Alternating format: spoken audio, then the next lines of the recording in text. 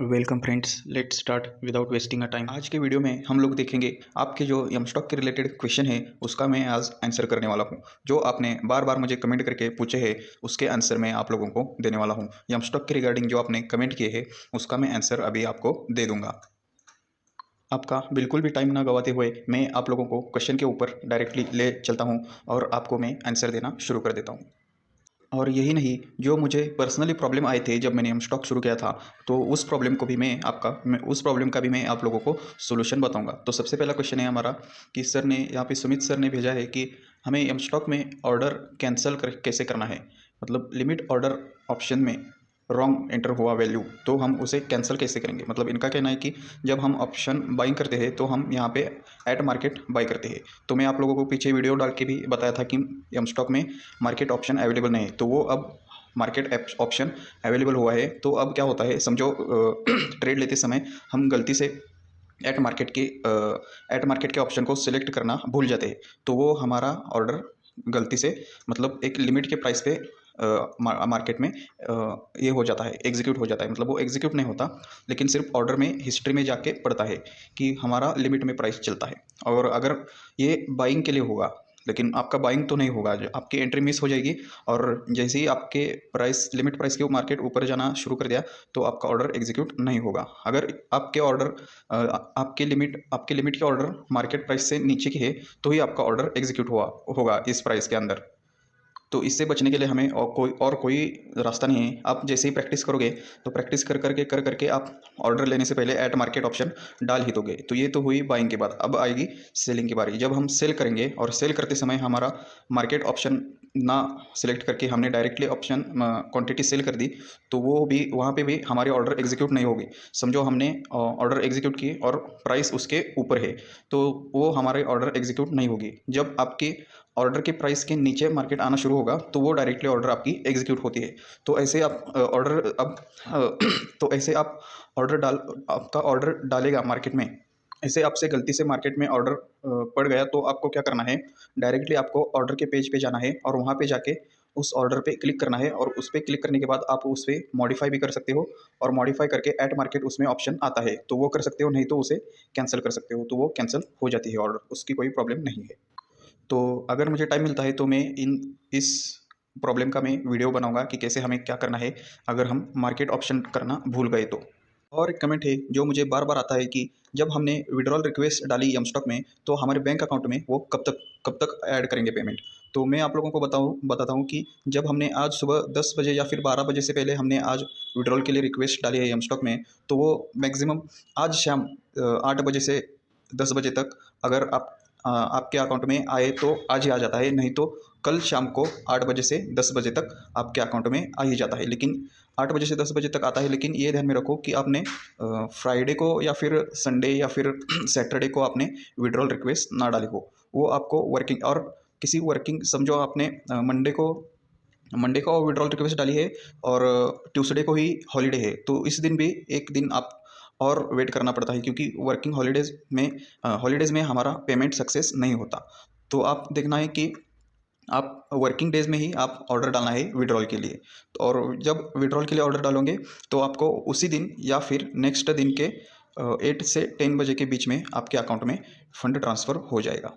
और एक कमेंट मुझे बार बार आता है कि हमने अभी अकाउंट ओपन किया है तो मेरा ईमेल पे मेरा ऐड वाया, ये क्या बोलते हैं उसको, पासवर्ड कब आएगा। और मेरा ये तो लॉगिन आईडी तो हमें वहीं पे जैसे हमारा अकाउंट ओपन करते हैं वहीं पे दिखा देता है, लेकिन पासवर्ड कब आएगा और हमारा कैशबैक कब आएगा ये आप लोगों को, बहुत से लोगों को बहुत जल्दी होती है। तो ये देखो भाई मेरे, जब मैंने अकाउंट खोला था तो मुझे उसी दिन मेरे ईमेल पे पासवर्ड आ गया था, क्योंकि तब बहुत ज़्यादा अकाउंट एक्टिवेट नहीं होते थे। तो मुझे उसी दिन शाम को मैंने 12 से 1 या फिर 2 बजे के अराउंड मैंने सुबह अकाउंट ओपन किया था, और मुझे शाम को 8 से 9 बजे तक मेरे मेरे को मेरा ईमेल और ईमेल में मेरा पासवर्ड आ गया था।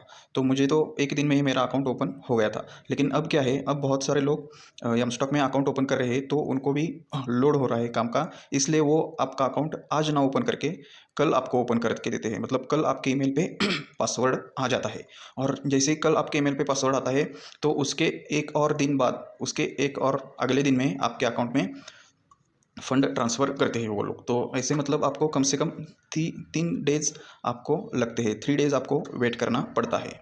उसके बाद एक और कमेंट आता है कि क्या हमें यम स्टॉक पे ट्रस्ट करना है? ये अभी तक मुझे कमेंट बहुत बार आता है कि क्या हम यम स्टॉक पे या क्या हम यम स्टॉक पे ट्रस्ट कर सकते हैं क्या? तो ये देखो भाई, अगर यम स्टॉक को निकल जाना था तो अब तक निकल गया होता, और उनका सेबी में रजिस्ट्रेशन होता है, तो सेबी ऐसे किसी को ये नहीं करने देती। तो सेबी पे आप भरोसा रखो, क्योंकि सेबी हमारे लिए ही बनाई गई है। तो पहले तो इसलिए आप इसका कोई मतलब ये मत ले लेना कि यम स्टॉक भागेगा तो क्या होगा, यम स्टॉक भाग जाएगा, ऐसा कुछ नहीं होता। तो ऐसे तो जीरोधा भी भाग जाना चाहिए और अपस्टॉक भी भाग जाना चाहिए, तो सब लोग भाग जाने चाहिए, तो ऐसा कुछ नहीं होता। उन सब के लिए, उनके सबके ऊपर नज़र रखने के लिए हमारे यहाँ सेबी काम करती है। तो ये बात आप ध्यान रखें। और एक भाई साहब ने तो कमेंट किया था कि सेबी का रजिस्ट्रेशन नंबर बताओ यम स्टॉक का। तो भाई वो मुझे कैसे पता? आप जाके वेबसाइट पे चेक कर सकते हो कि क्या इनका सेबी रजिस्ट्रेशन नंबर है। ये सब हमें हमें क्या, हमें तो सिर्फ ट्रेडिंग करना है, बाकी सब हमें कुछ नहीं लगता। तो आप जाके चेक कर सकते हो कि सेबी के ऑफिशियल वेबसाइट है, उन पर ये यम स्टॉक का ये मिल जाएगा आपको, सेबी रजिस्ट्रेशन नंबर। और वहाँ वहाँ पे जाने से अच्छा है, आप जब इसमें ट्रेड लोगे तो वहाँ पे आपको ये आता है कॉन्ट्रैक्ट नोट, तो उस कॉन्ट्रैक्ट नोट के ऊपर भी सेबी रजिस्ट्रेशन नंबर है यम स्टॉक का। तो मैंने कॉन्ट्रैक्ट नोट की वीडियो डाली है, तो उसमें आपको दिख जाएगा सेबी रजिस्ट्रेशन नंबर क्या है इसका। और एक कमेंट आता है कि यम स्टॉक बहुत लैग करता है। तो मैंने आपको पहले से ही बताया कि यम स्टॉक ऑर्डर एग्जीक्यूशन में कोई भी लैग नहीं देता। ऑर्डर जब हम एग्जीक्यूट करते हैं तो वहाँ पे कोई भी हमें लैग महसूस नहीं होता। हाँ, लैग कहाँ पे होता है? जब हम यम स्टॉक का चार्ट देखते हैं, अगर हम चार्ट ओपन करके यम स्टॉक का चार्ट पे हम ट्रेडिंग करते हैं तो हमें दिक्कत ज़रूर आती है। तो ये मैं तो आपको जब से मैंने अकाउंट वीडियो बनाना शुरू किया है, तब से मैं आपको यही बता रहा हूँ कि यम स्टॉक का चार्ट लैग है, लेकिन ऑर्डर एग्जीक्यूशन में कोई लैग नहीं है। तो आप ये कृपया करके चेक करके देख लो कि यम स्टॉक का सिर्फ चार्ट ही लैग करता है, ऑर्डर एग्जीक्यूशन में कोई प्रॉब्लम नहीं आता। और जैसे पहले सर्विस थी यम स्टॉक की, वो धीरे धीरे धीरे धीरे अपडेट हो रही है, तो इसमें कोई प्रॉब्लम नहीं आ रहा। तो अभी थोड़ा थोड़ा करके यम स्टॉक भी बहुत ही अपडेट कर रहा है। तो ये बात आप ध्यान में ज़रूर रखना। तो यही आप लोगों के बहुत सारे मेजर से कमेंट थे जिनका मुझे आंसर देना ज़रूरी लगा, तो इसलिए मैंने आपको ये बता दिया। तो अगर आपको यम स्टॉक में अकाउंट ओपन करना है और 200 रुपीज़ का बेनिफिट लेना है, तो नीचे डिस्क्रिप्शन में दिया गया लिंक है, उससे आप अकाउंट ओपन कर सकते हो। तो डिस्क्रिप्शन में जाके आप लिंक पे क्लिक करोगे और वहीं से आप अकाउंट ओपन करोगे, तो आपको 200 रुपीज़ का बेनिफिट डायरेक्ट होगा। तो उसके लिए भी 3 कंडीशन है, ये आप लोग समझ नहीं लेते और आपका 200 रुपीज़ का बेनिफिट मिस हो जाता है। तो सबसे पहली कंडीशन है कि आपने यम स्टॉक की वेब पे पहले कभी आपने अपना मोबाइल नंबर रजिस्टर ना किया हो, मोबाइल नंबर या फिर ईमेल आईडी आपने इनके वेबसाइट पे रजिस्टर ना किया हो।